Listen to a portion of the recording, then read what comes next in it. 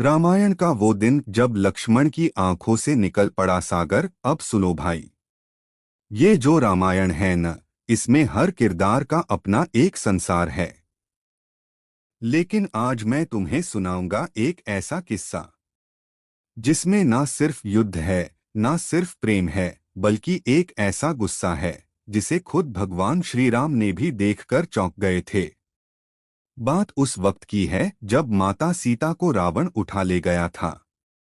राम और लक्ष्मण जंगलों में भटकते भटकते ऋषियों से, पक्षियों से, बंदरों से, सबसे पूछते पूछते पहुंचे लंका की सीमा पर, उस विशाल समुद्र के किनारे जहां से लंका नजर आती थी। अब भाई राम जी खड़े हैं, लक्ष्मण साथ में हैं, और सामने फैला है अथाह समुंदर। लहरें उठ रही हैं जैसे खुद समुद्र क्रोध में हो। लेकिन फिर राम जी धीरे से बैठते हैं, आंखें बंद करते हैं और समुद्र देवता से प्रार्थना करते हैं, हे समुद्र देव, हम कोई युद्ध नहीं करने आए। हम तो बस अपनी पत्नी को वापस लाने निकले हैं। हमें रास्ता दीजिए, एक सेतु दीजिए, ताकि हम लंका तक पहुंच सकें। राम 3 दिन तक उपवास करते हैं, ध्यान लगाते हैं, लेकिन समुद्र शांत है। न कोई लहर हटती है, न कोई रास्ता बनता है। अब सुन लक्ष्मण का हाल। तीसरे दिन लक्ष्मण का गुस्सा फूट पड़ता है, भैया, आप भगवान हो, आप विनम्र हो, लेकिन इसका मतलब ये नहीं कि ये समुद्र आपको जवाब भी ना दे। ये तो मूर्खता है।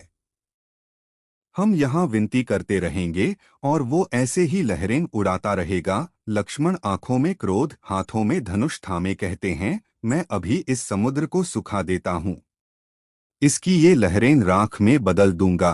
राम ने धीरे से हाथ पकड़ लिया। लक्ष्मण, गुस्सा अच्छा है, लेकिन हर जगह उसका उपयोग नहीं होता।